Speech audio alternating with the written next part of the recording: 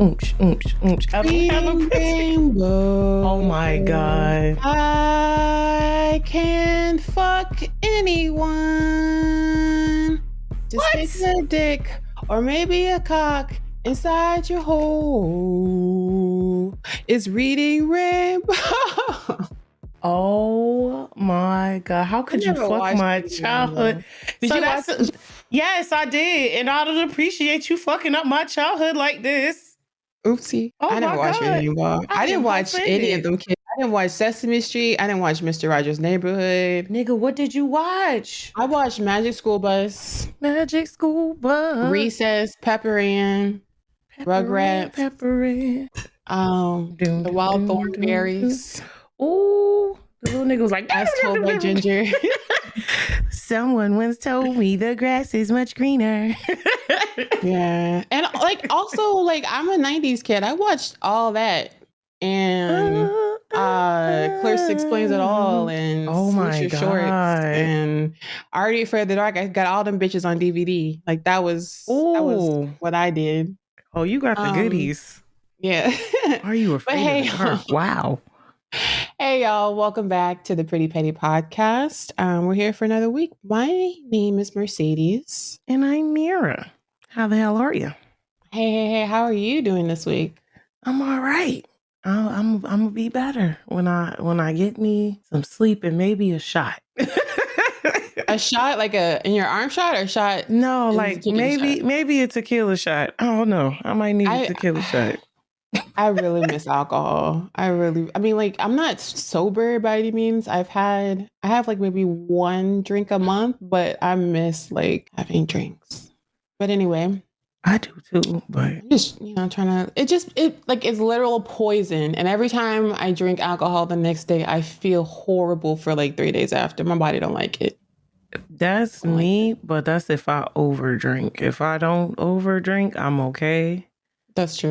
But matter of fact, I think I've reached a stage in my life that if I drink too much alcohol, I just start listening to R&B music and going down memory lane. Yeah, yes. Okay. Yeah, I'm about to say, yeah. Listening to old R&B while you drunk. Top tier. You don't know nothing about that. I'm like, oh no.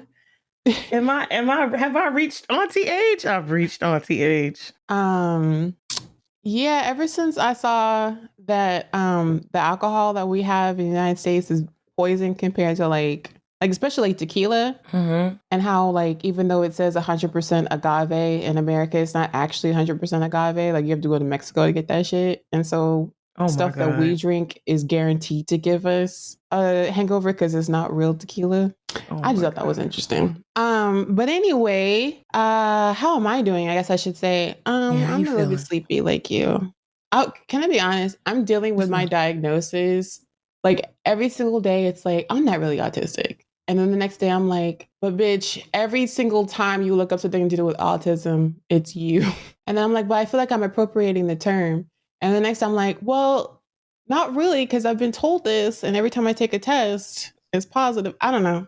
Apparently it's normal to question it and so on and so forth. I still haven't told anybody but you and everybody who listens to this podcast. Yeah, I feel like it's easy to question when you have people always playing in your face about neurodivergence and what it looks like. And when you either know what it is or you suspect what it is, and the first thing that comes out of someone's mouth is, no, you're not, because they have preconceived notions about what someone who has this thing, how they would behave. They already have their preconceived notions about it. So they're like, no, you don't. And it's like, do you realize that this is a spectrum, that people behave like this and people behave like that and people behave, and it looks different across different groups of people, different ethnic and racial groups. But I retweeted something the other day. I was like, I'm not the smart at science and math kind of autistic. I'm the have no friends and say stuff too bluntly kind of autistic. Oh, Lord. But yesterday was Mother's Day. I guess we should talk about it. Did you do anything special? No, we slept. That's special. We slept, and I just called and checked on her. I'm over here having sleep struggles. I went called check on her. She was resting, and they just, she's just in the house resting, and I'm just glad that she's all right. And yeah, it was okay, but it was boring. I wish we could have did something, but everybody's sleepy. I had a phone conversation with my mom, and I felt guilty. So I booked us a class for this weekend to make candles. Ooh, Whether or not she'll show up remains to be seen. But I did do that. So we shall see. We shall see. that's I've very actually, thoughtful and creative. well, you know what? I would like to think of myself as a creative and thoughtful person. Should we start with the mess today? Yes. Do you want to start? All right. So, I mean, I ain't got a whole lot of mess, but I Yeah. know there's a story circulating around about a teacher in the US who's a TikToker, and he recently got, caught, or he got put underwater, whatever. I'm still to this day not sure if he got fired. It's a lot of speculation about whether he got fired, but as of right now, I'm stating that's what it is, speculation. Um, but the conversation going around social media and the internet is essentially he had about 4 or 5 of his female students do his hair, and he did a whole video explaining why he feels like this is inappropriate and the steps that he made to make sure that it wasn't appropriate. And it set Black Twitter on fire, Facebook, Mm-hmm. everybody's arguing, everybody's going off because of the poor boundaries he had with his students, the fact that he didn't protect the identity of his students. Well, You could see, huh? well, maybe we should go back and talk about like what he did. So he was live streaming this, He and he's a streamed middle it. school Yeah, a science middle school teacher. teacher. He streamed And it. and this was a reward for his best students. This was supposed to be reward, Oh my them taking God. out his hair. I thought he said he had to take his hair. He had to get his hair done after class, and he didn't have enough time. So he That too. he shoehorned that in as a, Yep. oh my God. That's worse than I thought. So he said that he had a promotional video to do. I don't know if the promotional video was for him or for the school, but he said that he had to look presentable and he didn't have time to do his own hair. And he had, young women, young ladies in middle school take out his hair during class time. And he is appropriately getting dragged. Yes. And they ate his ass up. And a lot of people came to his defense, and a lot of people did not come to his defense. There's so many conversations that I saw where people discussed poor boundaries with like teachers and what that looked like, as an adult, and looking back and seeing that some of those teachers that had poor boundaries ended up either marrying or dating students and things like that, and what that could look like on a long-term scale. And apparently, I think I'll say like a day or two after all these people defended him, a video came out with him flirting, like some type of flirtatious TikTok came out with him and some younger girl, and they was like, dude, weird, y'all did all of that trying to defend him, but dude is weird. And I just feel like it's such a heavy conversation from all ends, because when did we get to an era where it's like, when do we get to an era where teachers are trying to be so chummy with the students, or the teachers seem to be more focused on trying to be content creators than teachers? And then it's like it's like that, the poor boundaries, and then just everybody trying to be a content creator. For me, like some lines of That's a work. good point.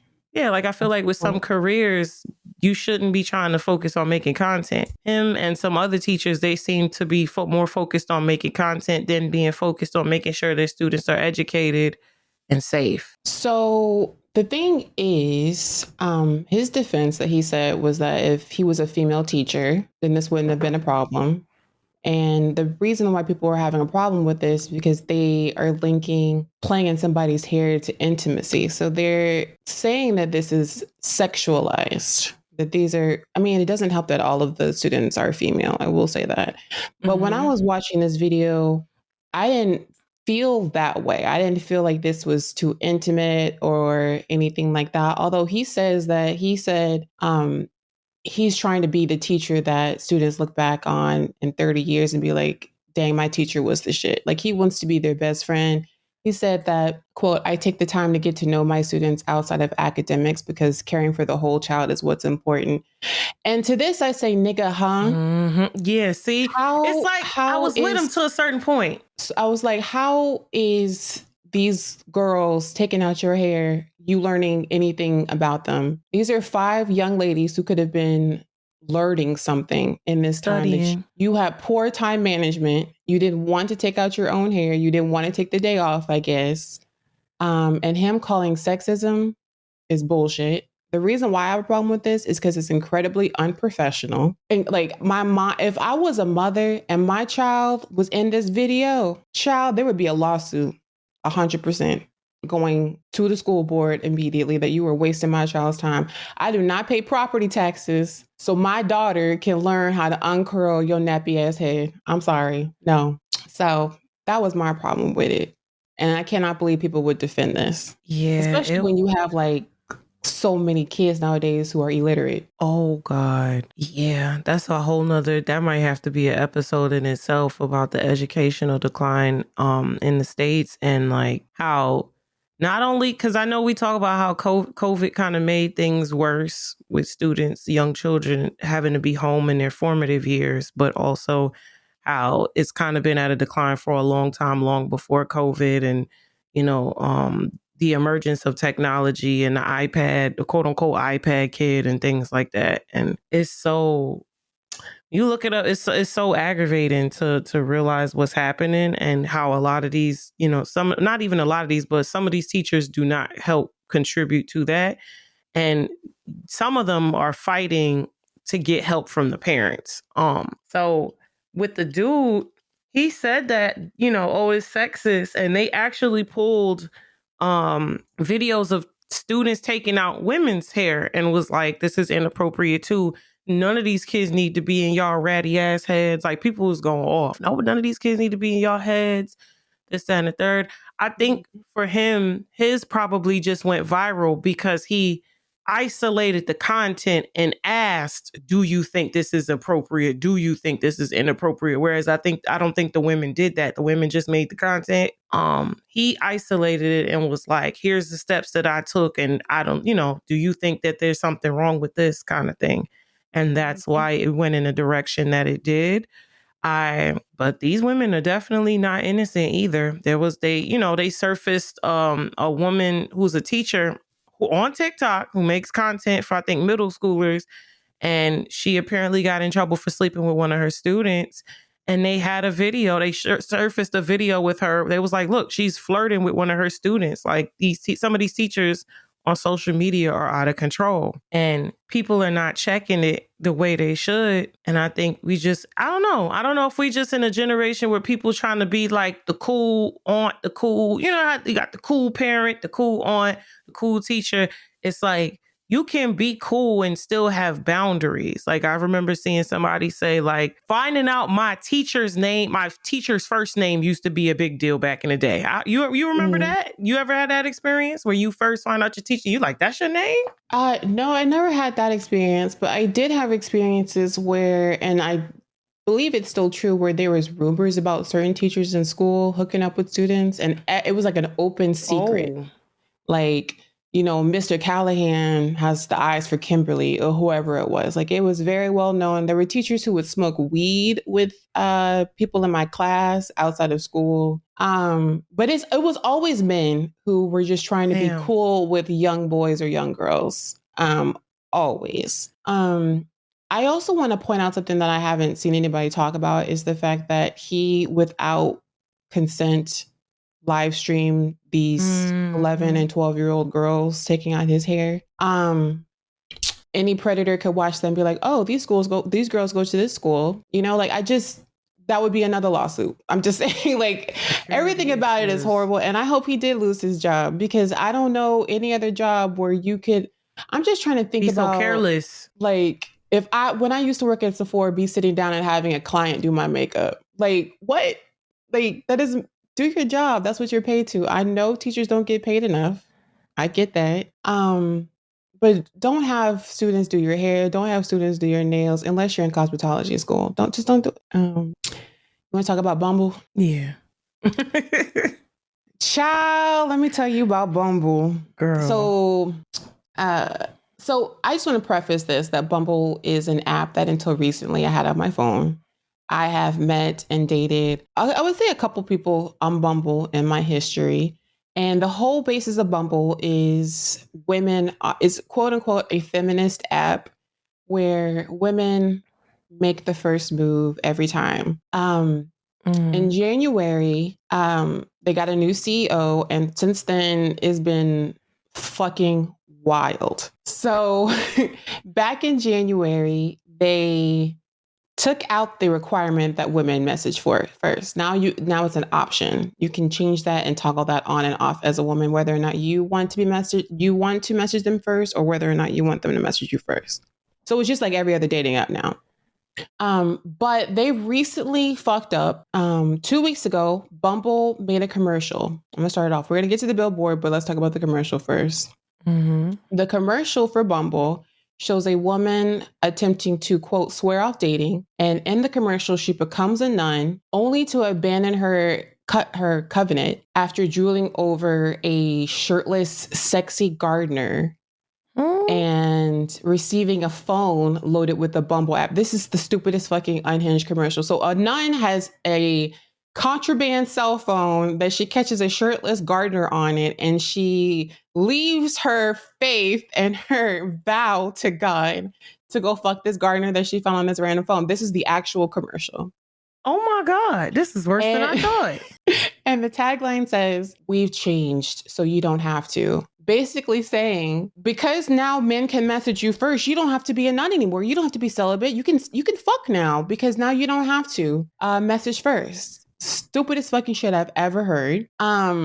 So after that commercial aired, billboards started popping up all over LA. And in the tagline, there's a picture of a woman, and it says, "You know full well a vow of celibacy is not the answer."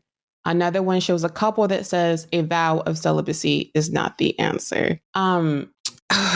Yo. So TikTok in particular has gone off because this is assuming a lot of things.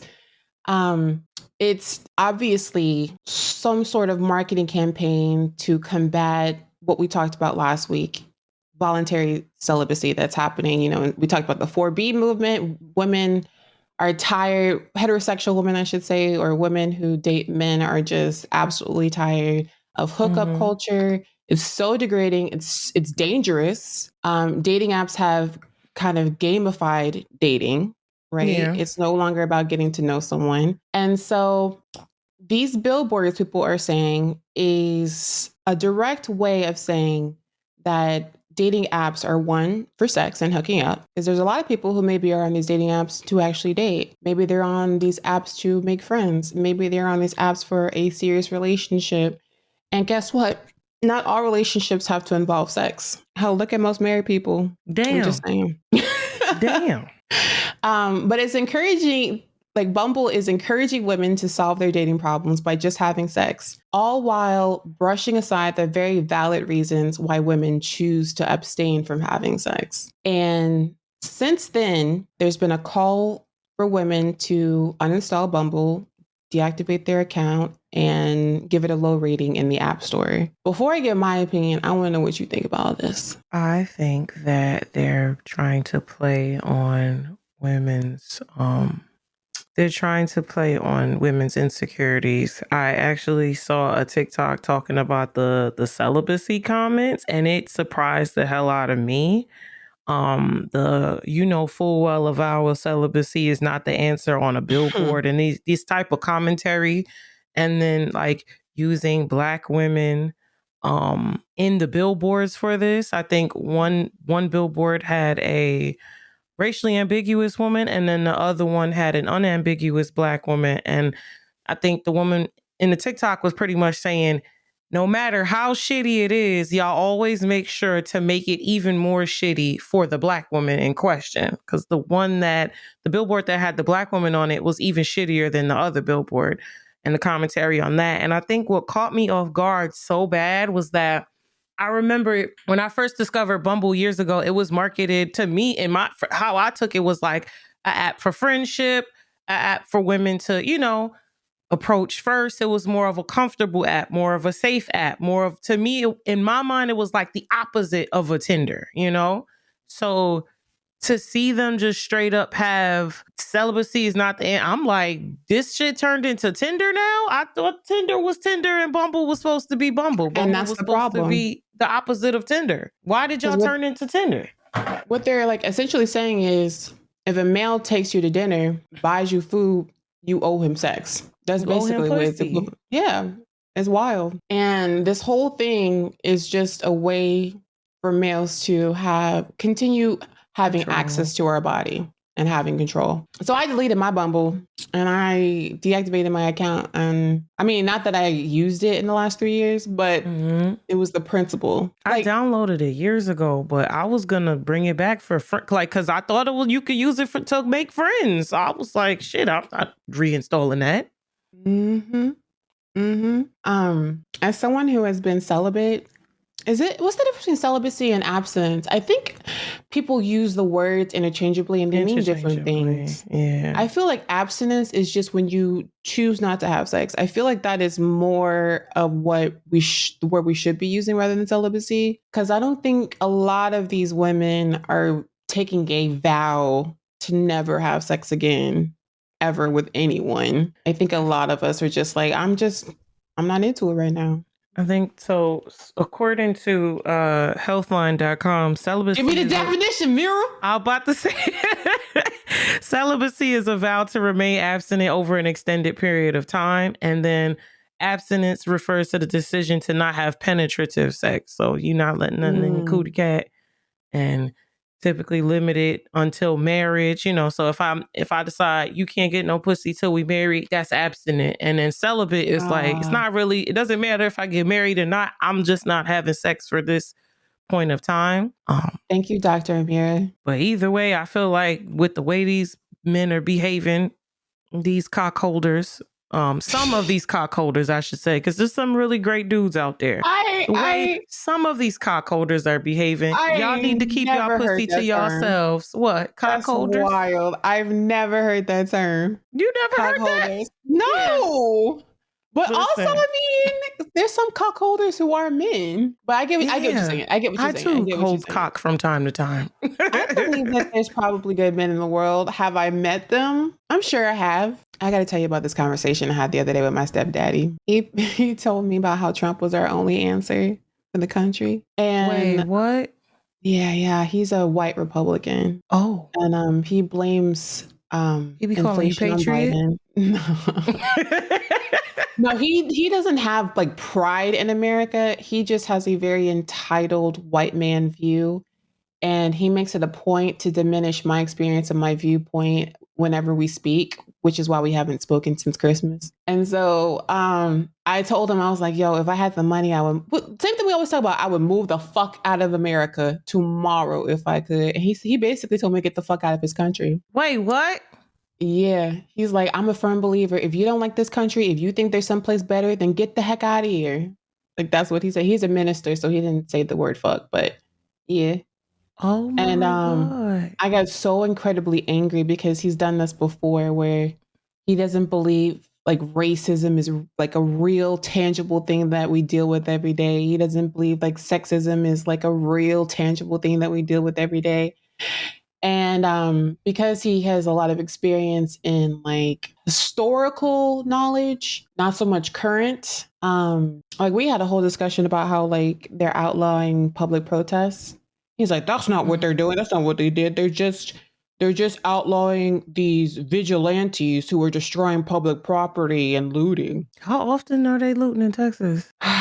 And then we started talking about Gaza. Oh, Lord. And of course, he doesn't think there's a problem there. Not really. And I'm like, these people are stuck up against this wall of Egypt with nowhere to go, being bombed.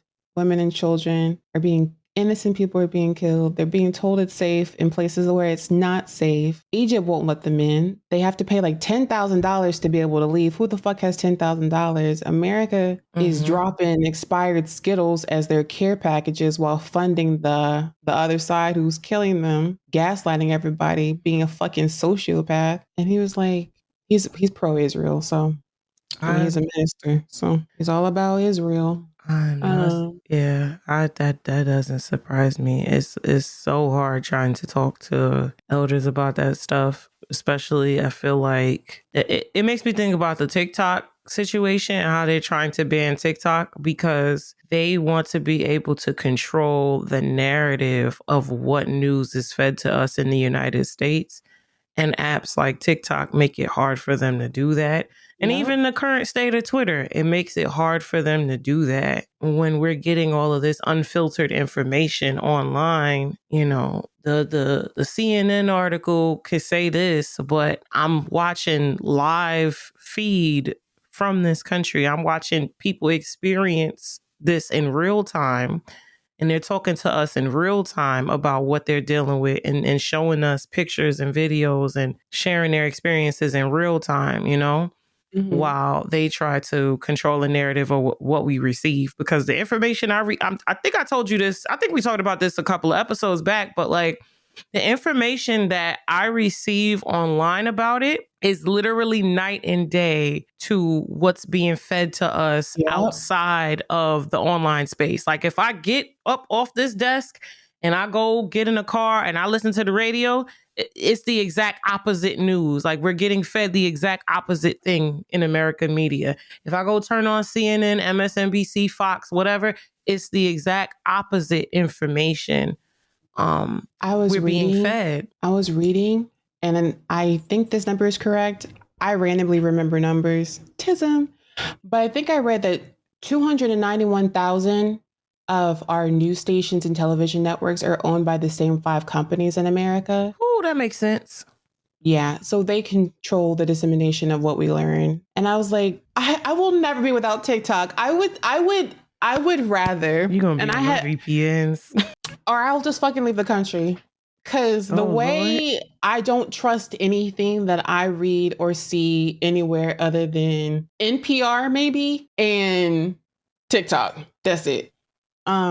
Speaking of TikTok, have you heard about these block lists? Blocking celebrities for not speaking out about Palestine. Yes. Let's Yeah, I talk about heard it. about it. So I don't know if it started with Haley Bailey. Do you know who Haley Bailey is? Haley Bailey. No.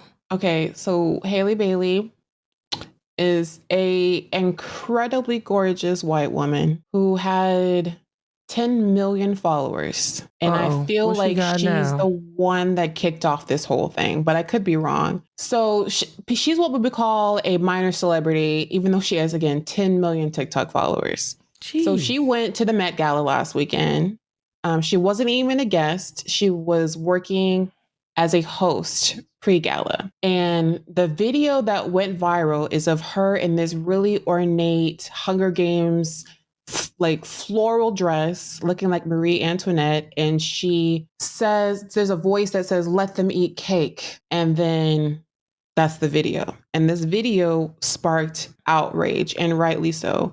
So for those of y'all who don't know, Marie Antoinette was, I guess you could call her ill-fated. She was a French queen who, I guess, was like a founding mother of capitalism, and her people were starving and needed food. And she famously said, let them eat cake. And the, of course, correlation is what's going on in America right now with inflation and how folks can't afford to put gas in their car. They can't afford Jesus. childcare. They can't afford baby formula. I saw a video yesterday of someone who went to Erewhon. Do you know Erewhon, the grocery store? Not familiar. It's an extremely expensive grocery store chain in America. I went there when I was in LA last year just to see it.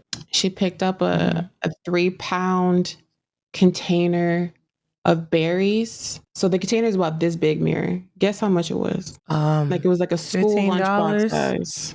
$41 for them berries. Mm-hmm. Regular old strawberries, blueberries, and raspberries. But anyway, I'm getting off the point. Oh, child. So everyone was like, what the fuck is wrong with you? Why would you post this video knowing what's going on? Not to mention the fact that the Met Gala is like fucking Hunger Games, while you have people in LA right now. Let's not forget about what's it called? Oh my gosh, I don't want to use the wrong term. The part of LA where all the homeless people are living, and it's like Is this Skid basically its Row? own zip code. Skid Row, yeah. And you have Skid Row just miles away, and you have people who are spending thousands of dollars for tickets to go to the Met Gala. And the Met Gala, all the proceeds go to like some fucking museum or something. But everyone was like, fuck this. There's too many celebrities who are not speaking out about Gaza. There are too many celebrities who are monetizing their platform but don't use it for anything that's worthwhile. So hashtag celebrity block list was made, and we have a block out going on right now. So people are unfollowing people like celebrities and high ranking, well known people on Facebook, Instagram, Twitter, and TikTok who have failed to show up. So people like Kylie Jenner, Nicki Minaj, Zendaya, all of these people are on the block list. I think Kim Kardashian has lost near 1 million followers. Haley Because Bailey she Disco, said she free no longer has everybody. them. They said free Yeah. Palestine, and Kim Kardashian said free everybody. I'm like, well, who's everybody? Yeah. How do you feel about celebrity responsibility when it comes to speaking out about issues like this? Do you think they have a responsibility to use their platform, or do you think they should shut up and play ball, so to speak? I do feel like celebrities have influence. They have the influence to change lives, and Mhm. some of them have changed lives for the absolute better. There was a TikTok I saw where a girl documented how drastically her life changed after the endorsement and the shout out of a celebrity, and how things just completely went up for her. And she took that as a way to say, I love you, I'm a fan of you, but you need to do better. Y'all Mhm. have influence, and it's time to use it for something positive other than personal gain. But we live in a very individualist, capitalist society where a lot of people are focused on self. And I think that a lot of people's livelihoods and brand deals and things are tied up into these things a whole lot more than the public may know sometimes too. So for some it may not be as simple, but I do Mhm. feel like everybody pretty much needs to do better. And I feel like, but I also do feel like everybody needs to decenter, like stop centering celebrities so much. And because I feel like that on one side, but on the other side, I also feel like that can be a slippery slope because you don't want people to speak on things or advocate for things that they are misinformed on. It's been too many times I've seen celebrities or like really large influencers speak on topics that they don't have the range to speak on, and Mhm. speak on real world issues that they don't have enough knowledge about to have a full range discussion or to have a proper stance on it. And that to me is even more dangerous than not saying anything. It's better you don't say anything if you don't know shit or you don't know what you're talking about. I think everyone has a responsibility to learn. Well, here's the thing. I'm realizing people aren't like me. People don't think the way that I do. I think every person has the responsibility to learn what's going on around them and in the world. I get it. We're Americans. We don't give a fuck what happens outside these 50 states. I get it. Having said that, if you're someone who's traveling the world like these celebrities do, I feel like you Mm-hmm. should, as a person, you should. I don't understand. Like when I hear something, when I hear a word I don't know, when I hear a topic of something that I don't I know, just look it my up.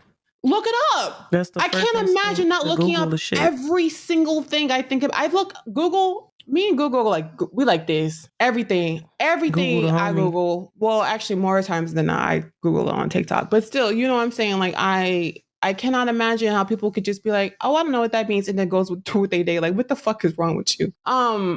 But It's if someone very common. chooses, maybe you're someone like JoJo Siwa and you Oh choose my to just God. wear rhinestones and you don't feel the need to speak out publicly. That's fine. That's your choice. It's also my choice to block you and make sure that you never earn a dollar from me ever again. So everyone has the freedom to do what they want. And the names on this Mm-hmm. list, Beyonce, Rihanna, Cardi B, Willow Smith, Jaden I would Smith. say I'm Cardi actually B. really Surprised. I'm surprised at Cardi. I'm surprised at Willow and Jaden Smith because they always be talking about social issues. There's a lot of black people on the official block list. Taraji, Usher, we got Little Nas X, Kerry Washington, Queen Jeez. Latifah, people with Doja Cat, people who have never said anything at all about Gaza. Jack Harlow. It's the list is longer than it is short. I will say that. There's more people on the list than are off the list.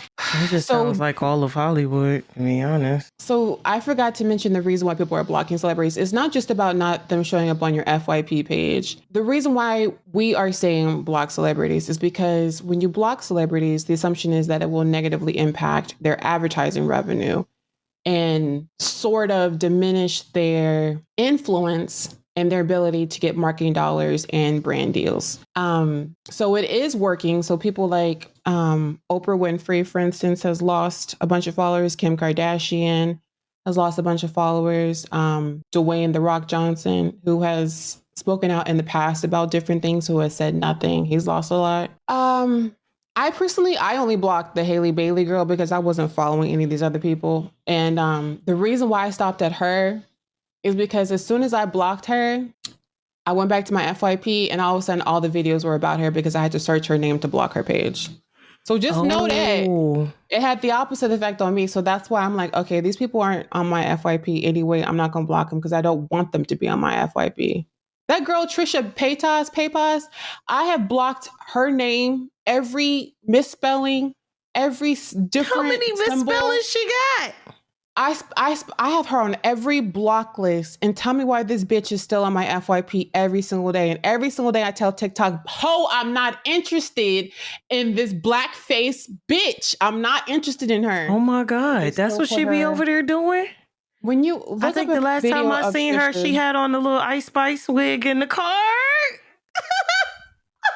She looks like a plus size. She's darker than Tamar. I was gonna say Tamar Braxton, but she's darker than her now. She got her her knotless braids in and a deep tan, and she fucks black men, and she's fucking disgusting. But I wholeheartedly support this effort. I'm sure it does work. If enough people do block these people, I'm sure it will negatively affect their revenue. Yeah. Anyway, I got another story. What you got? Uh-oh. Why are we getting a deep sigh? What happened? Because I really hesitate to give this person any sort of breath. Tell me you about to start talking about Trump. No. Have you heard of Kevin Leonardo? Oh, ew. That's that dude that keeps making inflammatory content trying to trigger the blacks for fucking revenue. And they actually are doing a social media lockout on his ass too. They blocking him too. I don't even follow the dude. I just blocked him. I'm like, I'm tired of people trying to profit off of triggering black people on the internet. Y'all are weird. So Kevin Leonardo is this East Asian homosexual who apparently is found the golden ticket to having a lot of views and engagement on TikTok, which is, like Mary was saying, race baiting. So he will intentionally do something to get a rise out of black people. In particular, this week, people are mad at him because we were talking about the Youthphoria Foundation, and we were talking about how they purposely put out a pure black, no undertone foundation and basically got themselves canceled last week. So this fucking idiot decided to go out, buy that shade, apply it to his entire face, and make a TikTok video of him in blackface. In the video, I was going to play the sound clip, but I'm not going to. But in the video, he said that black people wearing this foundation would be the same as cultural appropriation. He compared it to a company putting out a solid yellow foundation for Asian people. He says stuff like the blacks of the internet are very upset for the release of this. Like, these sort of words are triggering, right? So in my mind, it would be my natural inclination when I see somebody doing something that's so obvious is to block them. Just block them so you don't have to see them again. That's not what a lot of black people on TikTok are doing. This one video alone has thousands of stitches of black people calling him everything but a child of God, or, having like some really, really well thought out points. Either way, he's getting engagement. Either way, he has over a million followers still on TikTok as I'm saying this. This is who y'all need to be blocking as well. Somebody who is obviously farming our rage, our trauma for advertising revenue. Even now, as I was about to talk about this, I logged into TikTok on my desktop TikTok via browser versus TikTok on your phone are two totally different worlds. The very first video I see on my timeline is the video of him applying the blackface to his face and laughing while he's doing it. Fuck him. I just wish that I realized that over the past, especially over the past like decade, people of marginalized groups, 'cause it's not just us, but it's plenty of different marginalized groups online, have the voice and space, the communities, the followings, the access to voice their concerns, put people on blast, fight back against racial harassment, racial violence, bullying. But at some point, we have to know that we are in an era where everyone is trying to be, I keep saying, everyone's trying to be a content creator and everyone is trying to monetize everything. Those 50-50 relationship conversations, those thoughts, they put something mildly controversial and put thoughts on it, or sensationalizing things to rage people, trigger arguments, trigger certain demographics of people, especially from the perspective of a Black woman. I noticed this takes place on Facebook, Twitter. This takes place on all forms of social media, where they post a lot of inflammatory content to try to trigger Black people, but more specifically try to trigger and upset Black women, saying blatant racist things, doing blatantly racist things. And we have to be better about seeing that for what it is, blocking those people and moving the fuck on. Because every time you get mad and you think you're telling this person about themselves and you going on this tangent, yeah, you told him, and your tens of thousands of followers is cheering you on for getting sassy with some random nigga on TikTok. All of that is get views for him. That's attention for him. That's revenue for him. That's analytics for him to take to his next brand deal. That's analytics so TikTok could pay him however much they pay him, or Instagram, because he's on Instagram too. They could pay him however much, and Twitter too, because you can monetize viewers and you can monetize shit on Twitter. So it's like, you think you ratioing somebody, or you think I showed him, I told that nigga da da da da. Meanwhile, they're walking off with tens of thousands of dollars because y'all don't know how to just block people when they're so very obviously trying to fucking rage bait you. Like, they are trying to bait you, and people keep taking the fucking bait, and they're making these people so rich off of it. Mira, this video has 5 million views. That's ridiculous. Over 250,000 likes.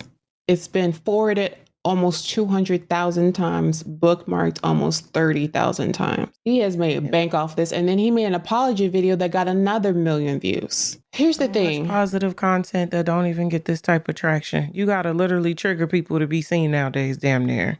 Going a layer underneath that, when we're talking about this, and the Black people, or not even just Black people, just people in general who are stitching this and they're outraged and they're saying all this stuff. I don't think there's a small amount of these influencers and content creators who stitch these videos. I'm sure they don't like it. I'm sure they don't like that what he did, but I think there is a large portion of them who are like, this will also get me views if I stitch this and go in. Like when Euphoria had the initial foundation thing, the number of people I saw stitching saying the exact same thing over and over and over again. Jesus. Just like his, stitching it and saying the exact same thing over and over again, but that's their highest rated video to date. Like, there are people who are on TikTok and all their content is to stitch people all day long and complain or talk out. And I'm not saying this is not someone, I mean, shit all over this guy. I don't give a fuck. But I'm just saying there is a reason why sometimes people do this outrage, and it is because they will also make money from it. So it's like they both doing the same thing, kind of. But obviously he's worse. I just wanted to say that. I feel like there's no other reason to stitch somebody like this unless it was to get views. I agree, but I also feel like as a creator, it sucks. I mean, I'll say this. I feel like in this era, with all that's going on in the world, the economy, the wars, the jobs, the situation, the layoffs, things like that, a lot of people are unhappy and they're looking for shit to take their frustrations out. And that's why I feel like people gravitate to such negative topics online all the fucking time. But then on the other side with content creators, I feel like it's hard because it's like a lot of people make meaningful content and it doesn't get the traction until there's some type of negativity, tea, gossip, drama, some bullshit. So I kind of don't, I'm like not demonizing them or whatever. It's like, I know I'm sure you probably seeking, like you said, that should be their highest thing on their channel. And I know they probably look at that and they're mad as hell because you think about the time, the energy, the money, the budget. You got to buy a camera. You buying green screens. You buying this. You buying a microphone, computers, software, this, all this money you're spending to create high quality content just for you cussing out some random nigga on TikTok to do better than everything you've ever made. That's got to be jarring to see. That's gotta be, yeah. People flock to negativity. They stick to negativity like flies on shit. I think that actually might be a good segue for us to talk about our main discussion. Yeah. Do you have any other topics you want to talk about? No. Yeah, damn, right. we went off. we did. So I was like, we don't need a lot. We could just. All right, you guys. So this week, our main topic discussion, which is kind of wild that we waited, I guess, 16 episodes to talk about what we both do for a living, but this week, you guys, we're going to be talking about our experience as content creators, as streamers, as influencers, and our journeys and things that we wish that we had known, just an all around 360 conversation. I believe we're going to try to be as transparent as possible with y'all. And if you have any maybe questions for future episodes. Yeah, questions in future episodes, let us know. If you have any desire to be a content creator, you probably will find some nuggets in here that might interest you. Or if you're just interested in us and what we do, then this one's for you. Should we start first on how we got into content creation a little bit? Okay, let's do that. Who's going first? Okay, I'll go. So damn, it was so many years ago, back in my day. Keep in mind, we already at an hour. Yo, you dead ass? Yeah. Oh my God. Wow. Yeah, we had a lot of tea. Okay, so back in my day, I can't remember how old I was, but it was at least 9 years ago. So probably like 20 something. 20, ain't no way I was 22. No, about 20, maybe 22, 23, some shit like that. Younger 20s. And a friend had recommended it to me. I was going through like this weird depressive stage because I used to have an online business and things weren't going the way that I wanted them to. So I like shut it down and I stopped and I took a long break from like that. And I went back to work and I was just super depressed about it because when you enter things that are unconventional, there's no playbook on it, right? All this shit is new. You know what I'm saying? Doing businesses online, they don't teach you about the pitfalls and the issues that you may run into. You got a bunch of people who know literally nothing about what you do, trying to give you advice on what you do, and they still don't even know the full scope of what you do. Similar to content creation, but I feel like now is much better than it was years ago when I started. But friend recommended it to me. I started doing it and I realized I enjoyed it like a lot. And I realized, oh wow, I'm doing this thing.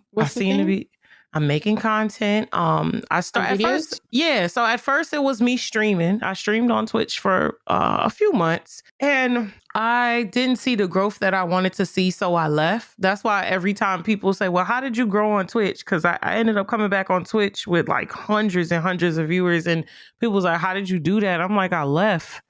And they like, niggas always laugh when I say that, but I'm like, yeah, you leave, you come back. So I started streaming on Twitch and it was really dope.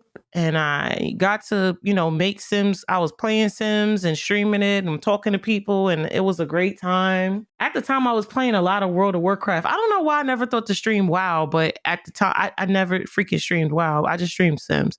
So went to YouTube and I started making videos and I made videos. I put out videos almost every day or every other day for like 2 years before I started streaming again. And then I came back to streaming like 2 years after that.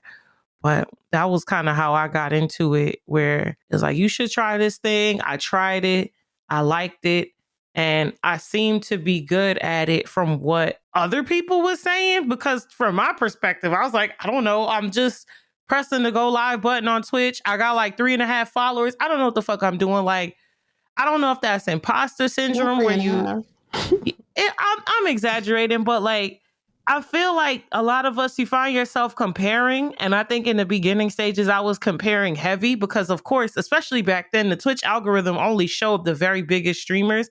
And even still now to this day, if you sign out on Twitch, that's all you see, the very, very biggest streamers on the platform. So years ago, I'm looking at people, they got 20,000 viewers, 100,000 viewers, and I'm sitting over here with 15 to 20 viewers. So I'm like, I'm a little Twitch streamer and, I'm doing this and I'm doing that. And it wasn't until I talked to a coworker at Walmart years ago and I told him, because I was excited about getting a new headset. And he was like, what do you mean you have 100 followers and 20 viewers? Do you know how good that is? And I was like, what? He was like, dude, I know people that's been streaming on Twitch for months that don't even have 6 viewers. And you talking about you just started 3 months ago and you got 20 viewers. That's great. And yeah, so that's just, I guess, a lesson on also stop fucking comparing. Comparing is the thief of happiness. Comparison is the thief of joy. Yeah, stop comparing. What's your story, Sadie's? My story. So I back in 2010, I want to say it was, I started making YouTube videos. And I remember at the time I was working at Starbucks, and every single day I would drive home, and in the car I'd be like practicing. I'd be like, hey, you guys, welcome back to my channel. It's me, Mercedes. And I just kept doing that every single day. And so one day I was just like, let me go ahead and do it for real.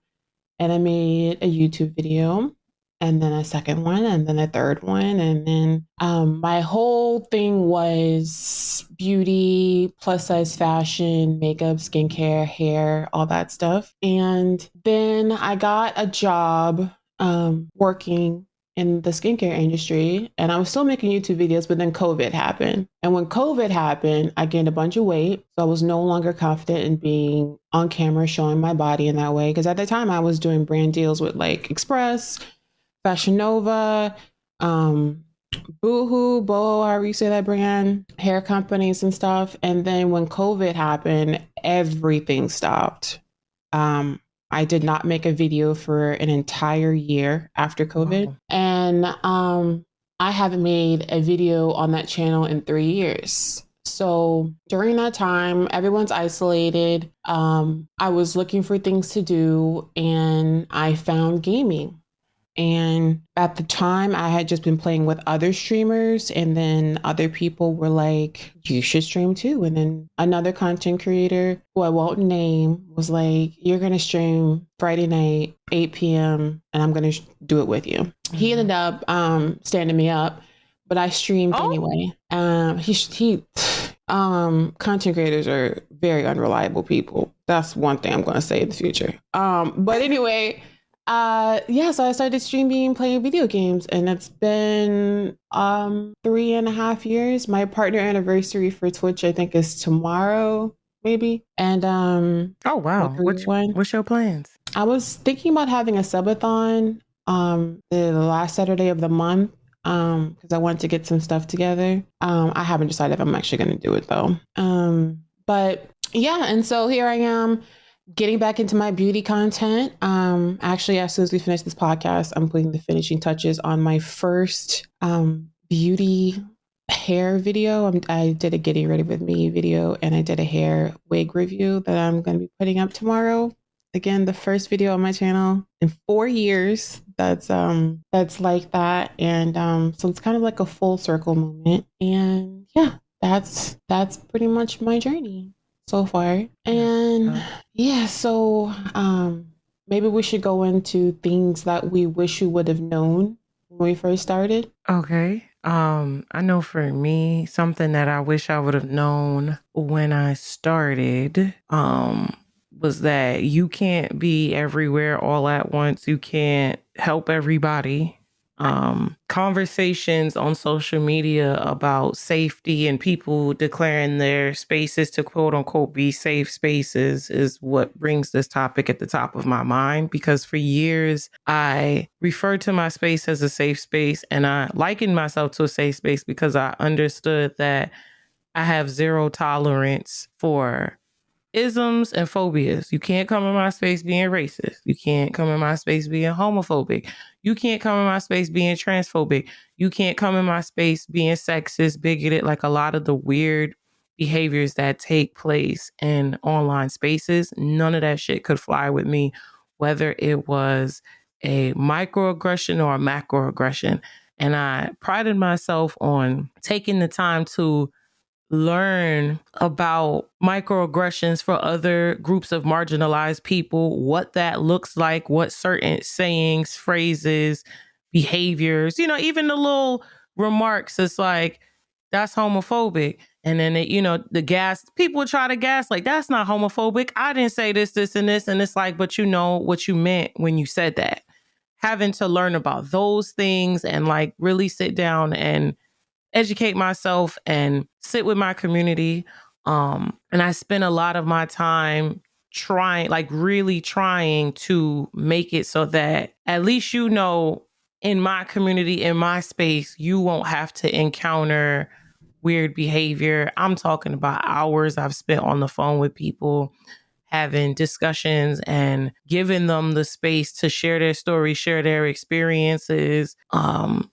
Making sure that people know that, like, if someone is not safe, dude is a weirdo, a predator, whatever, or the woman, whoever it is, the person in question, they're a predator, let me know so I can get them out of the space, share making it so that people can share their experiences.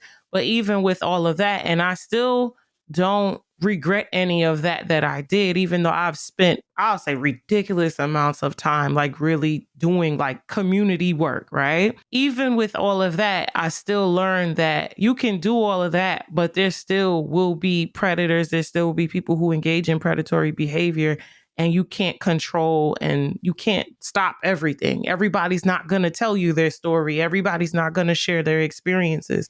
And you just kind of have to sit with that and know that you can do what you can, but you can't control. You can't stop. You can't prevent everything. You just do the work and, hope that people see it for what it is, that you're trying to create a comfortable space for them. That's a good one. It was a very hard realization to come with. I came to that realization when I was doing the RP server, because I worked on this RP server. I created an RP server for 2 years. I worked on it.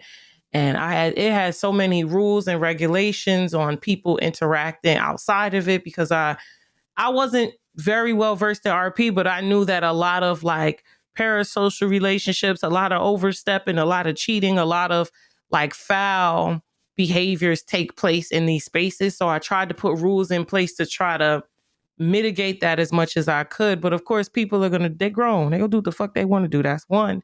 And for two, just a whole lot more predatory behavior and things that I had no clue until I sat with members of the community, like in the later stages, who maybe felt less comfortable coming out and talking about things. And I'm just like, wow, you could pride yourself and you could try to create the space, but sometimes people, and in this case, it was primarily men. Men don't feel as comfortable talking about things.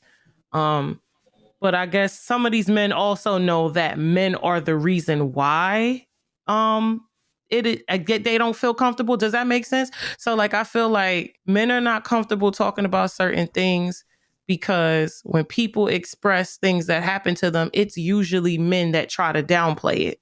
So it's like you kind of got to check that behavior with your peers first before we can properly move forward as a community. But yeah, it's hard, and just realizing that you can do what you can do all the work and you can do what you can do, but you can't be everywhere and you can't do everything. How about you, Sadie? I will say what you just said is my least favorite part about being a streamer. I was not prepared for how much of a figurehead I would be for people and how ultimately I am responsible for everyone's experience, regardless if I'm directly involved or not. Mm-hmm.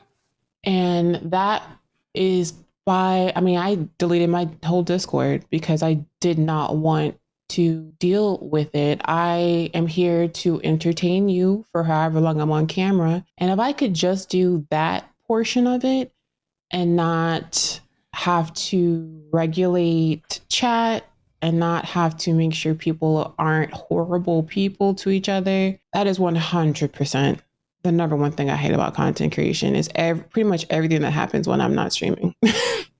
Oh yeah. I will say, as someone who has seen both sides of like just making YouTube videos and then also being a streamer, it is way Different. way more of a problem with being a streamer than it is being on YouTube and doing Yeah. YouTube videos. Yeah, and that's part of what I miss about being a YouTuber too. I mean, why do you think I'm putting this video up tomorrow? So my first one that I would say is something that I wish I would have known before I started this journey is I wish yours is a big one. That was one of mine. My first one that I'll say is I wish I would have known a little bit more about how content creator relationships work. In my mind, I only watched streamers I watched streamers, but I never watched streamers that I ended up associating with, if that makes sense. So I watched streamers who have never spoken a word to me. That's who I used to watch before I started doing this myself. So I only had a rare glimpse of what it looked like. For instance, I used to watch this guy who played the same game every single day with his friends, and it just looked like so much fun. It looked so easy to just turn on your camera and play games with friends. My personal experience is yes, there are people who stream and they make it look easy because it is easy for them. And they can have thousands of people watching them play a game and they're having fun and it doesn't look like work and they literally have the best job ever. I will say for me, my experience has been uniquely different in the fact that I've had to kind of look at when I play or make content with other people, it's more of a job and having to look at it as more as these people are co-creators, co-workers of mine, rather than at the beginning, I thought these people were really my friends. Yeah. And that's not what I'm not saying that's everyone. I'm telling you my personal experience. What I wish I would have known is I wish I would have known that when I play games with people, it's not me playing games with my friends. Like this is work. And I wish someone would have told me that specifically. It would have saved me a lot of tears and heartbreak. And I would have been better prepared for other situations. So that's my first one. Yeah, that's a pretty good one. I will say that now that you mention it, I do think about when you do collab. That's I guess, and also because I play Sims, it's a single player game, so there's no room for collaboration like that. I've come up with ways to do things with other people in the community over the years, but one thing I'll say that always made my nerves bad about collabs is like feeling like I'm too much for people. Being that I'm used to creating alone, wondering if I'm overstepping, hope I'm not too loud, hope I'm not yelling over you, I hope I'm not cussing too much, because I cuss like a motherfucking sailor. But some people want to be brand safe, they want to be family friendly. So it's like you got your peers that it's like you friendly. I'll admire your work from over here. I'll stay over here because I'm not gonna not cuss. That's not even fun for me. It's like essentially now I just sat at the desk and started code switching for somebody else. Like I'm not doing that, right? So I used to have to play games with someone who was really brand safe, and I remember almost constantly dreading those invitations because I was like, I'm not going to be able to be myself, and it feels really disgusting being inauthentic to me. So I get it. Yeah, that's the type of stuff that goes through my brain. Like if me cussing is too much, and then I also am mindful of like maybe somebody's on YouTube. YouTube is a lot stricter on foul language. I don't want to be the reason why somebody's video gets demonetized, right? I don't want to put that energy into somebody else's stuff. So these are all the things I think about, but I'm like, but I'm me. I cuss, I say how I want it, but that's why I prefer to be on Twitch for the most part, because I don't have to worry about diluting myself or doing a bunch of editing and all of that other stuff. But you got a second one? Second one. So things that I wish that I knew when I started creating. I wish that I knew Damn, actually, that what you said pretty much was one of mine too, where it's like I feel, and it feels like everyone came to that same realization at the same freaking time. Because like one day I got on social media and I saw like multiple tweets about it. Somebody made a TikTok about it, about how we're so quick to call our colleagues and our peers our friends, and it's like, no, that's my peer, that's my colleague, that's my coworker in a sense, but you're not my friend. I don't know you like that. And what really I think brought it home for me was like having to set boundaries when I was like running the RP server, and like seeing how some people was like kind of talking about me like they knew me like that. And I'm like, bro, you don't even have my phone number. You know nothing about me. But the thing is just, I guess, with online and the parasocial relationships, that's probably something that I could definitely say I wish I was more knowledgeable about parasocial relationships, and people thinking that they're your friend when they don't really know anything about you, whether it may be a peer, a streamer peer, or a community member, things like that.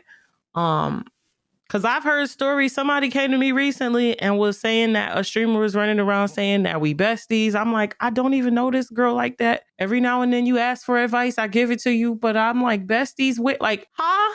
So yeah, the relationships. Okay, so we both agree. Yeah. I have like 7 to get through, so I'm gonna go Oh my with these a God. little bit quicker. Something that I wish I would have known is not to internalize other people's opinions about me. And I don't mean that strictly in a negative way. When people have the ability to control or influence how you feel about yourself, that's never a good thing. So for me, I used to seek a lot of external validation with my content creation. It was all about whether or not other people were having good comments about my stream, about me, if I felt accepted, if my community was happy, um, if just general good feedback. And the problem with that is inevitably when the negative feedback comes from people who consume your content, it has the ability to tear you down as well. So I had to learn not to base my opinion on what people said about me. I had a really rude wake up call when several members of my community made like a hate Discord about me and fake social media profiles, and with my pictures as the user picture, and just saying horrible, horrible things about me. And I was very close to quitting. I cried every single day. I questioned my purpose. It was a horrible thing. And from that experience, though, I did learn that if somebody says, "Hey, great stream, cool," doesn't matter. If someone says, "Hey, Sadie's, you're not as good as you used to be," or whatever they might say, cool, it does not matter. You cannot internalize good feedback or bad feedback because there's no way to isolate them. You can't just take in just the good. The bad will come in. If you put any sort of value on other people's opinions about you, you will have a really hard time in this industry. So that's my next one. I agree. And it actually reminds me of a conversation I had with someone in the industry a few years back. And she said something about, she pretty much told me that she got an entertainment therapist, which I didn't even know they had therapists that specialize in What? entertainment. Yeah. Like she was telling me about like how they have therapists that specialize in people who work in entertainment or people who are hyper That makes visible. sense, actually. And she said to me something that the therapist said was just like, we're not meant to consume all of these opinions about us in this capacity. So think about it, like, especially when you like, you go on viral all the time and you got thousands of people talking about you, hundreds of people talking about you. That's another reason why I think that there's even been times throughout my career where I've avoided certain opportunities because I knew it may take me to like that next step. And I don't know how I feel about being perceived. Like, I don't want to be main character today on social media. You get what I'm saying? I don't want to be perceived on that scale. I want to be able to make my content, make money, be happy, live my life. But I don't ever think I want to be that big where I get on the internet and I type in my name and it's thousands of people just saying random shit about me. And she was just essentially saying that the therapist said, we're not meant to intake all of the, like, it's not good for our psyche and our mental health to see thousands of comments about you in that manner, in that way. It's not good for you. And that's why I realize a lot of these celebrities, they're blessed to have teams and people who can go through their social media so they don't have to see the inflammatory remarks about them. A lot of them, they're not even online at all. They got their team, the team take the pictures, they post the pictures, the videos, whole ass social teams that control their social media pages, and they never really have to see anything. So they're not internalizing it and it's not affecting it. And you can tell if you really spend enough time on Twitter and Instagram and things like that, you can tell who has a team controlling their socials and who's looking at their socials themselves just by how they interact and engage with fans and stuff like that. But yeah. Sorry. Do you have another one? We got 10 minutes. Oh my God. So one of the things I wish I knew is that focusing on myself was enough. I spent a lot of time advocating. Like, I spent a lot more time advocating for others than I did focusing on myself and my content, and not realizing how bad I burnt myself out to the point where I didn't have the physical capacity, the mental capacity, the creative capacity. Like, I was just tanked when it came time to sit with myself and create my own content. And that was something that I fought with for years. And it took me having to like strip everything back and all these extra responsibilities and these projects and these things that I had put upon myself to realize, damn, my creative juices, everything is like dried out. I gotta get myself back to myself. And that's been me for literally like since the end of 2013, the start of, or not 2013, 2023, the start of 2024 is just getting back to self, stripping everything else from around me and focusing on my content and focusing on me as a person and my health. How about you? I'm just going to list, I can't read my handwriting on one of them. I picked up my phone to see if I could read. It's storming. We have a tornado warning. So if I lose power, that's why. Oh, Lord. One thing I wish I would have known, I had always heard about double standards, and I knew about double standards as someone who was Black, about having to work twice as hard for half as much. But when I became a streamer, I felt it on a visceral level just to see the double standard. And I'm going to speak about this in very plain terms because I could talk about this for an entire podcast. When you see content creators who are male, who may or may not be Black, it really doesn't even matter if you're a guy, who are able to get away with the most disgusting, deplorable behavior for the sake of entertainment. And they are some of the most successful people that you see in this industry, specifically gaming and TikTok. When you see that they can, and they might not even be horrible people themselves. They might just do it because they know that it gets them views. It might get them extra subs, whatever. But me as a woman, if I step out of line and say the wrong thing, even just a little bit, I am villainized to hell and back, and I'm sworn off forever. The standard to which we hold Black women versus men in this space is so uneven and unfair. It literally makes me feel insane sometimes because it's like, I'm gonna give you a straight up example. When I first started streaming on Twitch, I had been streaming for less than 2 months on Twitch.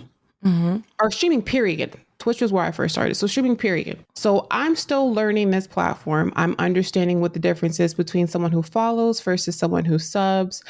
I don't know how gifted subs work, blah, blah, blah, blah, blah. My second month streaming, I tweeted, because I had gotten COVID and I wasn't streaming for 2 weeks. I tweeted something like, I had to take 2 weeks off because I was really, really sick and my subs went down 50%. Y'all really don't like when I'm sick, huh? Question mark is what I said. And I would never tweet that now because now I know how it works. In my mind, gifted subs, someone had to manually cancel it for them to lose it. The way subs work on Twitch is someone might gift you a sub for $5 or whatever, and then you don't have ads, and then it wears off in 30 days if you don't pay your own money. I did not know that. I thought someone I thought people were just like, oh, she's not something, I'm just going to cancel her to like prove a point. So I tweeted Mhm. that.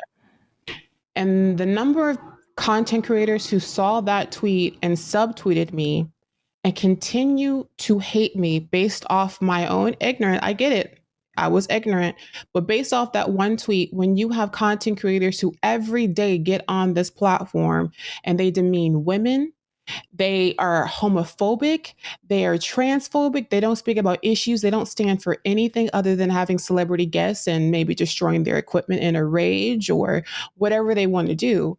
And they're Mhm. so successful. And it's like, to be a Black woman in this space, you almost have to constantly be internally raging and screaming at the unfairness of it all, or you have to completely ignore it and focus on yourself. And as someone who has been straddling those two worlds, I'm getting more and more close to staying in my own world and just focusing on people who fuck with me and fuck everybody else. And that's really where I'm headed to. And I really don't have a choice. So that is something that I would say is like the double standard in gaming. If you're a woman, but specifically a Black woman, just know that you will be judged unfairly for any and everything that you do. You said something and it just made me think about, it made me think that in recent years, I've been trying to be more mindful in how I engage with stuff on social media, because I'll write little shady tweets about stuff and I'll say things about things that irritate me.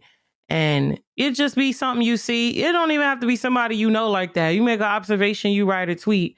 But sometimes when we have power and we have influence over communities and stuff like that, you kind of have to think about how the things you say impact other people.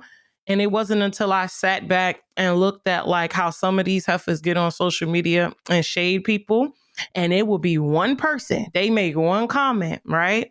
They say what they say, and now it's 15 people flocking behind them with the same sentiments and 15 people chasing behind them trying to be seen saying the same thing. And it's like, yo, to get on social media and look and realize like, yo, this person A said this, person B had an opposing opinion. So now it's going to be 27 of y'all shading this one person and being passive aggressive towards this one person because they had an opinion that you don't agree with. Instead of just either engaging with them, deciding to disengage, y'all just going to sit up here and pile up on this one person.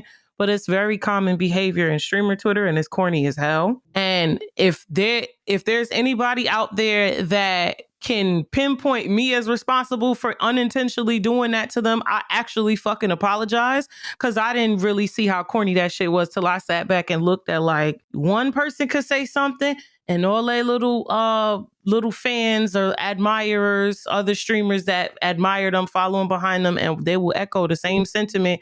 Now you look up and you have 40 fucking people subbing you saying the same thing, and you get on social media and you feel like everybody's attacking you for having a different fucking opinion, when all they could have said was something to you or had a conversation. But that comes back to something I was just talking about anyway, about how content creators don't fucking communicate with one another at all, and why we have so many intracommunal issues amongst ourselves, our community members, and things like that, because people really be talking about each other and they don't communicate. A lot of drama. Coming from the beauty industry where I worked with so many Black women and had so much love, like when I think about my coworkers and how the majority of them were Black women that I absolutely loved and got along with, and then finding the complete opposite when I became a content creator, where my biggest opposition, haters, people who disparage me in the ways that you're talking about are Black women. And I was not prepared for my biggest supporters to be people who are not Black, without a doubt. Whether it's people who just send a message or an email, whether it's somebody who's retweeting, whether it's somebody who's encouraging, without a doubt, my biggest supporters in terms of content creators have largely not been Black women. Oh, wow. My biggest detractors have always been Black women. Now, my community, that's not true. Everybody, we're super queer, we're super Black, we're super neurodivergent, my community, and they're all amazing. But when I'm talking about content creators, like if I'm gonna give you an example, if I went to a content creator convention, I would have a lot of anxiety and fear being in a room of Black content creators now at this point in my life because of what I've experienced. So yeah, that's something I wish I would have known, is just because I write for Black women, just because I give Black women the benefit of the doubt in this space, that crabs in a barrel thing, I never think that people are envious of me. I never think that people are jealous of me. So I'm not saying that those are the reasons, but it does kind of feel like whenever something nice is happening to me, I can almost always go to Twitter and check the timeline and find a subtweet about me. Oh, wow. Which is why I'm not on Twitter anymore. I spend like maybe 5 seconds a day on Twitter. Jesus, it sucks because I feel like a lot of that comes from the fact that people are, I talk about it, individualistic, people are centered and focused on self. There's still that there can only be one mentality, and whether people want to, hit that head on or not, that still fucking exists. This amount of stories and things that I've seen being a community manager and like running multiple communities over the years and having open discussions with people of all different sizes, community sizes, backgrounds, it's definitely still a thing. People try to gatekeep people. People are in active competition and trying to, I work so hard to try to create or try to get people to understand it doesn't have to be that way, that there's a lane for everybody. And your lane doesn't have to, just because we are all gamers at our core, it doesn't mean that our lane is to stay in gaming. There's so many other pivots and industries that we can branch into while still being gamers and still being prosperous and still prospering in what we do, But people are very competitive. It's a lot of cattiness, competition, and bullshit. I do want to give you your props though. And I have seen in this industry men sort of put their friends on. Mm-hmm. They will stream with them. They will recommend them for partnerships. They will help them find their merchandising manufacturer. I will say I have never experienced anyone in this industry, friend or otherwise, help me get to a bag until you made Noir. And that is something that I want to make completely clear, because you were talking about burnout and doing for others more than you did for yourself. My very first or second brand deal that I ever had was through Noir. And I had gotten a couple of things with the community that you founded and you structured. And it's very rare, I would say, at least in my experience. Again, I had people around me who were making so much money and having so many opportunities. And when it wasn't enough money for them, they would just say no thanks. And that was the end of the conversation. It would never even occur to them to send them my name. And so I really want to say thank you to you, Mira, because the experiences that I have had in this industry working with a big company, like for instance, Warner Brothers and things like that, has been a direct result because of you. So I want to say thank you for that. And it is very rare, because you will see guys start whole streaming teams and put them on game, get them deals with State Farm and all kinds of other stuff. And big women shit, do not great do shit. the same. Women don't, great. And it wasn't, I think me and Allie used to have these conversations years ago, and she kind of put that into perspective for me. And now that you saying it, I'm thinking about the men really put each other on. I watch niggas go from no social media presence, no viewership on Twitch. They go live and they got thousands of viewers. They averaging 600-700 viewers, all because they friend put them on. They included them in their content. I feel like men definitely do better when it's time to put their friends on and making sure everybody eats. Whereas women seem to be trying to be focused on being the only one in the room. My last one, because I feel like we're running on time, but my last one I will say is kind of piggybacking on what we're talking about. And it's kind of a 2-for-1. Whenever you're a content creator full time and you don't have a managing team and all these other things that some people have, I did not realize how much, I don't know the word, but you have to be your own manager. You have to manage your time, because there's no one there telling you to make the video today. There's no one telling you today to make that TikTok or edit that footage that you have. There's no one telling you to email brand companies and to make your media kit and all the other things that comes along with being a content creator. So that is something that I was not prepared for. Like, yeah, you say, oh yeah, of course you're in charge of your own shit. But when you really sit down, if I sat down and made a list of all the things that I've had to learn and things TVS that I've receipt. had to adapt to, it's like you're a streamer, but if you take it seriously, you have 30 other roles. And I'm not going to talk about money specifically, but I will say it's like you have to really love what you're doing, or you have to really love the fact, like one of my friends or someone I know was is a really big streamer and content creator, and they're very consistent in the stuff that they put out. And I'm like, how are you so consistent? Like, how do you motivate yourself to do the things that you do every single day? And they're like, I just don't want to have a boss. That's my only reason why I'm doing this, is because I do not want anybody telling me what to do. And so I'm like, yeah, I fuck heavy with that reason. That's a really, really good reason. But just know that there is that interchange, because yeah, you don't have a boss, but now you have to be your own boss. So now you have to make sure that you're really consistent, to make sure that you are taking care of all these other things, because no one else is going to do it for you. You have to wear all these hats, and a lot of it is unpaid. A lot of being a streamer Mm-hmm. is unpaid labor. I could work all total, working on the stream and off stream, editing programs, making this podcast, all told, I might be working 50, 60 hours a week, but only get paid, if you were to count all those hours, minimum wage. Mm-hmm. So just know that you might not have that experience if you were not a Black woman, but there are more Black women content creators on TikTok and who are streamers who are not getting paid their worth, rather than Black women content creators who are getting paid their worth. So yeah, and that's my last one. Yeah, that's also another discussion too. It actually just reminded me of a conversation I saw on Threads, where a girl was talking about management and the red flags to look for in management, and it took me back to my own experiences, because I personally stepped away from my management because of like how long it was taking for me to get paid for stuff, and I'm like, what is the point? It's like y'all are getting me good money, good deals, good this, good that. But like, what is the point if I'm waiting anywhere from 3 to 6 months to get paid? What is the point?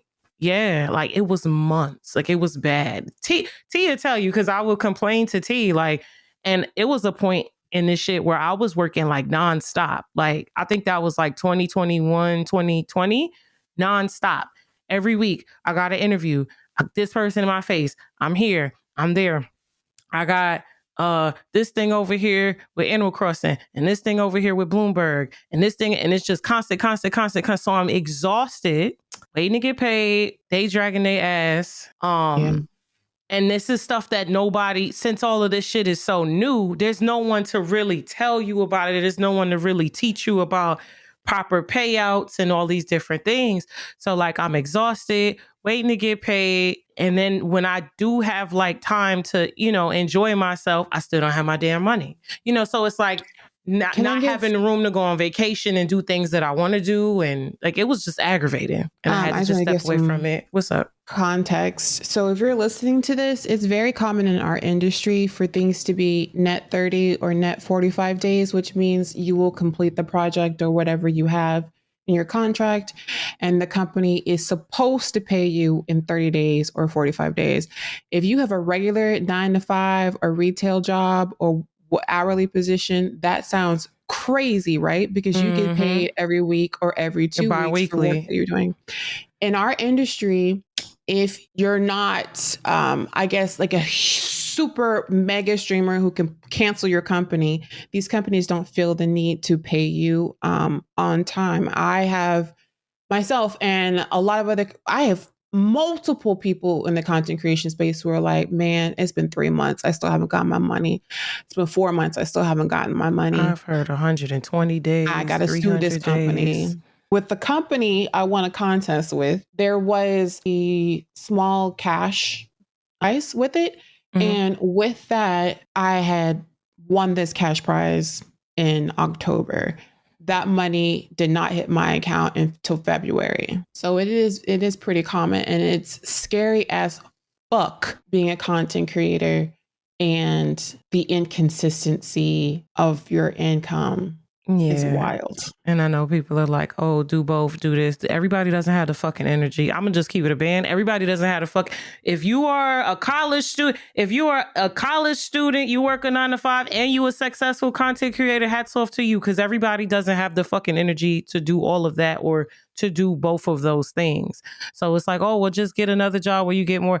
Everybody don't have the energy to do both. You're gonna end up slacking in one place or the other. We don't get taught about contracts. We don't get taught about payouts. The industry standard is 30 days, and I need for that to change ASAP, because apparently we are considered freelancers. And I know there was a job I did earlier this year that I got paid within, like, literally within 2 weeks. I need more of those. Because me personally, and this is also, like she says, there's something she could talk about. This is some shit that I could talk about all day. When these companies, they don't pay, you know what I'm saying? They don't pay in a timely fashion, but then they also don't want to pay enough for the amount of work and the amount of responsibilities that you have to take on. So I'm kind of at a juncture in my career where it's like, if I'm going to work with you, you need to either pay like you weigh and or pay in a timely fashion. Like, if you're going to be stingy with budget, and you need to pay me faster than 30 days. It says 30 days, but like half the time you don't get paid to 60 or 70, depending on the person and things like that. It's so many outliers and, things in contracts that I've had to learn about, and I've had to even show other people to look for. So keep that in mind as a creator. People will try to play with you. They'll play in your face all day if you let them. Well, so what you said earlier about pivoting, you told me the same thing last week, and I really internalized that message, and it finally made me get off my ass and start filming content that isn't gaming. And so for me, I have always seen myself in some sort of a content creation capacity for the rest of my life, God willing, whether that is a podcast, whether that is YouTube videos, whether that is streaming gaming. I don't know, but I do see myself as being a content creator, hopefully for the rest of my life. Having said that, in my current capacity as a gamer, as a streamer, I'm at a point where, so gaming is supposed to be fun, right? And it can be fun a lot of times. But when I think about the social aspect of what we were talking about, I guess hatred would be a great word to describe what I feel in this space, and the fact that it's not financially viable for me anymore. I don't know how much longer I will be a gamer streamer. Maybe a few more months, maybe the rest of the year. I'm not sure. I don't see myself continuing it the way that I have been, unfortunately. But I will say, since I've started doing this, if I'm talking about from the beauty YouTube world, then I'm looking at like the Jackie Inas and other Black women in this space, and seeing how in the last 10 years since I started, like Jackie Aina has perfumes in Sephora. Like we have we have more inclusive shades and all these things that are going on. So there is a lot of opportunity that is there that is not in gaming that I see. Having said that, do I hope that gaming follows in the same footsteps as the beauty industry has in terms of influence? Absolutely. I hope to see Black women carve out more of a space, more respect in this industry, and get what we deserve in all the capacities that we've spoken about. I would like to think of myself who people look at and are inspired to try and be a content creator. I've had people send me messages saying like, because of you, it made me feel like I could do it. And those are like the best kind of messages. But to close out, what I want to say is heed everything that Mira said today and heed everything that I said today. And just know that there is more components to it. This is not to discourage you from trying. Absolutely. If it's in your heart to be a content creator, do it.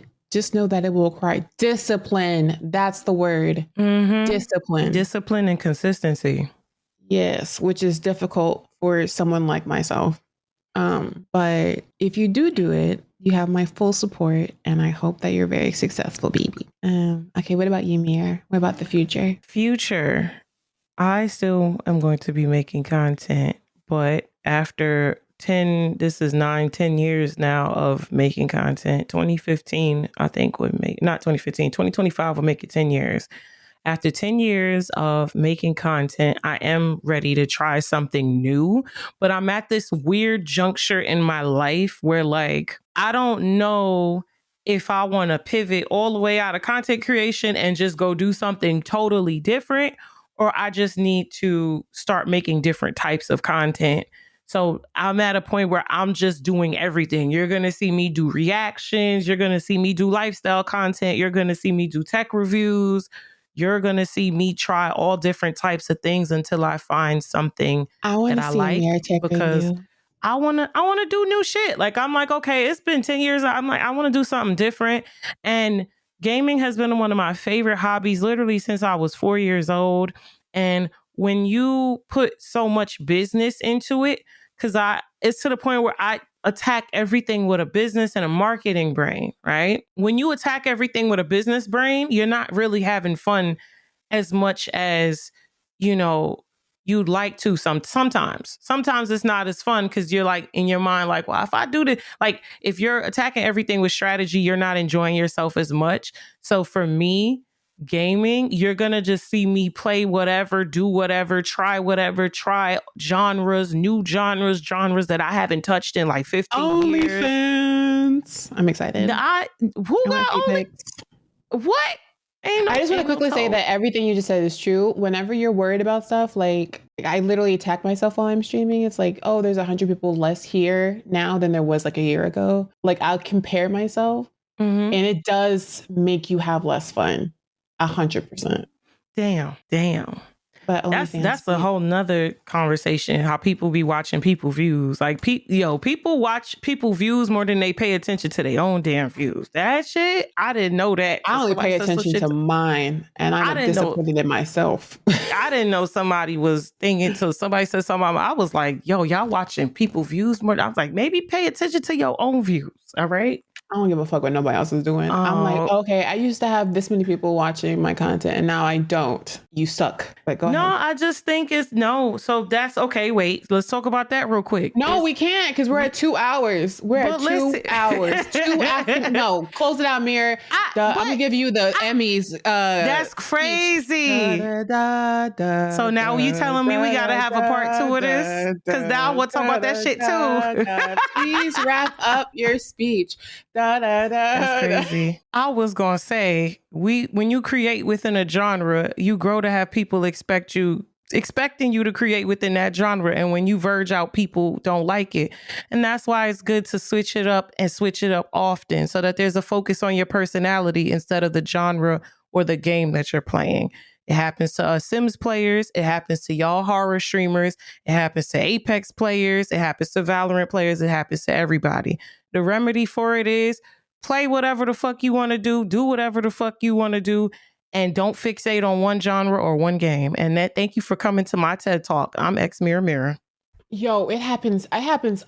Last night I was watching a streamer and he was playing the game that he's known for, and he switched Mm-hmm. to a different game, and the view count Will plummeted cut in 30%. half. The Yep. shit will cut in half. I've watched people that had 6,000 average views go all the way down to 300 viewers because they played something outside of their niche. Like, you can't, but the only way to really mitigate that is just to consistently do different things. It's harder to be pigeonholed when you're constantly doing some different shit. But that's my advice. I Y'all ain't never got to thought of listen it to that me. way. Yeah, it's harder to be pigeonholed when you're doing some different shit all the time. Cord. I also want to say that I know folks are going to listen to our conversation and they're going to be like, well, why would you wait this long to get paid? Well, why go through all of these different things? And y'all got to understand, like I said, this is still a new industry. This industry, the content creator economy, all this shit is still in its infancy and everybody's learning. But there was very little, I was doing so much and I'm willing to do so much just so I don't have a boss and I don't have somebody telling me what to do, and having the freedom to operate on my own schedule. And I also think that neurodivergence plays into it. Not interested in doing the same exact thing every single day. Like, it doesn't interests me. It bores me. Waking up and going to work, doing, clocking in, same thing. The rude ass bosses, the rude ass managers, but poor management has to blame for that too, because you will be surprised how many people quit their jobs and want nothing to do with 9-to-5 jobs because of shitty management. But yeah, people want freedom. People want freedom. They don't want to be told what to do, and they don't want to be bossed around, and they want to operate on their own schedules, on their own times. And that is definitely one of the beauties of freelance and being a content creator. And if you can do that and survive off of that, you're doing great. It's a blessing. Also, side note, if you're wondering why we wait so long to get money, we can't exactly put them on blast on social media because then we'll get blackballed and other companies won't want to work with us. So we don't really have a lot of still be doing that shit anyway. And also, like Mary was saying, if you're neurodivergent, just know you will probably experience burnout for the first time in your life once you get into this role. Just saying. A lot of burnout. A lot of burnout. Okay. Anything else, Mir? That's it for me. So that'll do it for this week's episode of the Pretty Petty Podcast. Please write to us at theprettypettypod@gmail.com and let us know if there's another topic that you want us to tackle, because we would love some feedback. Please rate us on whatever platform that you listen to us on. Anything you want to shout out this week, Mir? Shout outs to all the mommies. Y'all are great. I hope all the mommies had an amazing Mommy's Day. And we didn't even talk about that lady that went viral who dropped off her kids. Wait, what? Oh fuck. That might have to be next week. This lady is she's gone viral because she made a video talking about how she don't want to raise her kids no more and baby daddies won't take them, so she turned them into CPS. And she made a video while she was doing it, and then since she's done several different interviews, and people are very divided. Why did she do a video about this? Everything is just giving attention seeking to me. She's getting fame. Yeah, everything is giving attention seeking, because if you don't want to be a mother anymore and you make that decision, why the rest of the world got to know that? Why do you have to monetize it as well? Yeah, that's what I'm saying. Like, why is everything? This is what I'm talking about. Everybody trying to be a fucking content creator. Everything is not to be fucking monetized. I want to name the episode that. Not everything has to be fucking monetized. Let me see. Did you do your shout out? What you wanted to say? I said shout out to the mommies. I hope y'all had a prosperous Mommy's Day and y'all are loved. Shout out to the good moms. Yeah. Damn. Which there are lots. Damn. Yeah. So not some of you mommies is pieces of shit. Jesus. I stream at Gersadie's Gaming, and please check out my YouTube channel, Gersadie's. Hopefully by the time you see or hear this podcast, there will be a new video for you to watch, and that'll do it. All right. You could find me at Xmirror Streams, or you could just type in Xmirror Mirror on Google. But Xmirror Streams give you everything, all of my shenanigans and fuckery in one neatly organized place. Yeah. Y'all have a good week. Bye. Gibbs.